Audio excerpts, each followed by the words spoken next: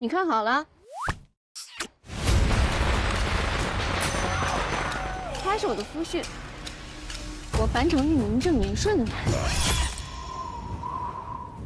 Why is the biggest show in China right now about a butcher girl and a killing machine general? In 2026, the safest way to tell a story about power in China is 1,000 years in the past. And the message is always the same. Cruelty is the price of peace. We're talking about Pursuit of Jade, the #1 trending Chinese drama on Netflix right now. Everybody in China and apparently globally are talking about this show. So if you don't speak Mandarin, you probably missed this joke in Pursuit of Jade. Despite its popularity, the Chinese state media is criticizing the male lead. They've labeled the male lead a foundation general. 粉底液将军. It's basically a way of mocking his polished skincare commercial look. Even in the heat of battle, you often see him coming out of a bloody battle completely unscathed, and his face looks perfect as usual. It's really not that common to see state media covering a TV show like this.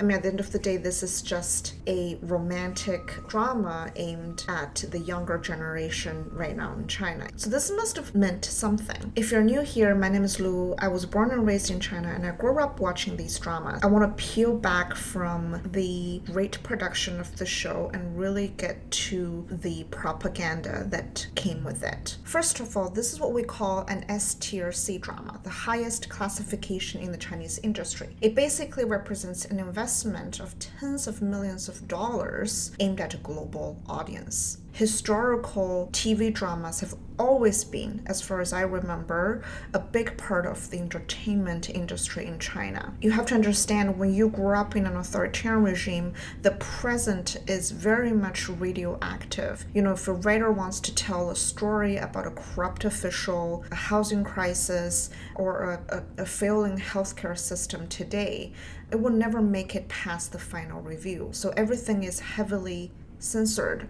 There's not a lot of room for any creators in this space if you want to make a modern show. But I noticed something very different in recent years about these period shows, something that I didn't notice as a child. Something is different here. Back then, the hero was defined by his kindness. There's a different type of values attached to the hero, but in Pursuit of Jade and other shows in recent years, the hero is cruel. He is capable of killing, and that is supposed to be a very manly, a very sexy thing. It links his violence to a sense of protective masculinity. And just to remember, we're talking about extreme cruelty here. The narrative subtly teaches you have to be able to be completely ruthless to your enemies. He is kind because he is willing to be cruel. It rebrands authoritarianism as this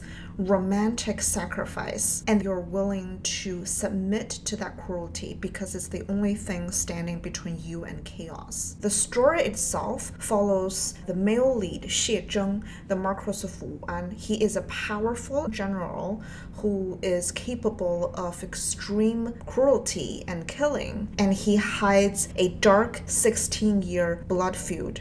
It's just some dark family drama. He crosses paths with this big-eyed, beautiful young girl named Fan Changyu, a butcher girl. And the relationship kind of unfolds against this backdrop of high-stakes military conflict. I mean, admittedly, this show has great production. As you can see here, it almost looks like a film. And it's a classic story eye setup, which is probably why it was able to attract so many female watchers in Asia. We're not just talking about popularity in China, it is also really popular right now in Taiwan. If you scroll on social media, on Instagram, there are a lot of byproducts or content based on the show made by Taiwanese influencers. And it has served as a great tool for China's propaganda on the so-called reunification. This is a very scary trend that I've noticed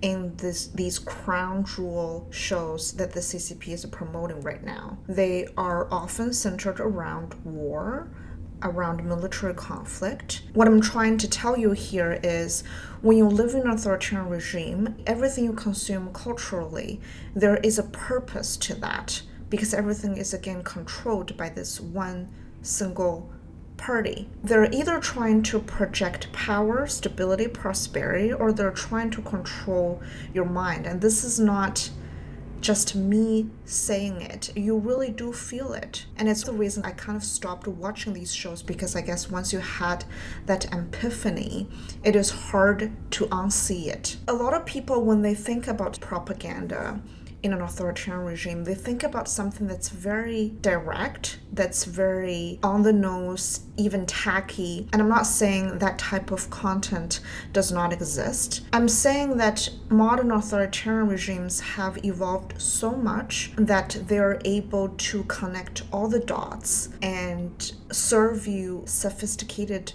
propaganda like this. Even in an authoritarian regime where people's will doesn't count to a vote, the government still cannot act by force alone. They still need to communicate what they want to the public, and they need to prepare their citizen mentally. They need to pave the way for future actions by preconditioning the collective psyche.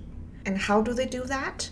They do that by putting shows like this on your radar, by heavily subsidizing a show like this, control the narrative in these shows, and try to tell you a story that serves their ultimate goal. So in the likely event of, I don't know, a war against Taiwan, the general public wouldn't know, but they have already been prepared by the party in one way or another. People do take these shows very seriously in China, and that's partly because the Chinese Communist Party, which again controls all social media platforms, allows that. A lot of the times when people see clips on Chinese social media of people advocating for the war, people don't understand why. They don't realize how propaganda like this is literally everywhere in your daily life. And the scariest part is because it is so justified and it's linked to virtues. So people feel good when they see cruelty. They really feel as if it was justified. There's a scene in the show that I think is very interesting. There's a conflict between the lowest class of people and the ruler in this fictional world. The reason that in that fictional story, it is a conflict caused by a few actors that are looking to overthrow the dynasty. It is not because of the bad ruling of the government, but because we have a few traitors in our crowd, and they're trying to pin us against each other. It's that subtle political messaging saying that the rulers on the top are not as bad as you think.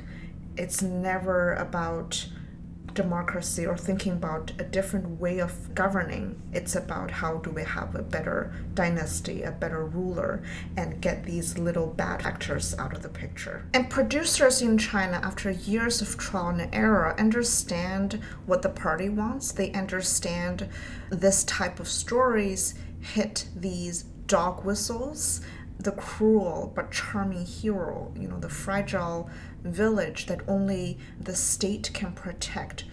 These type of stories get picked up by the state-backed department, and they're supported by the ruling party, the Chinese Communist Party. So back to the beginning, the reason the state publication would waste any ink talking about or criticizing the male lead of a kind of goofy show is because the Chinese Communist Party truly do think of these shows as a representation of themselves. It is not just about the romance, it's not just about a TV show, it's about how the party wants to be seen. And in this case, by a global audience. They want to be seen as masculine, superior, stable, and most importantly, justifiably violent. Well, that and all the historical, the fluffy cultural historical elements in the show, they want to be seen as this smart, sophisticated, ancient civilization, which in a way, I mean, we are. But by all means, this is always from the start to finish, it's a political propaganda tool for the Chinese Communist Party. That's all for today. Remember to hit that subscribe, and I'll see you next week.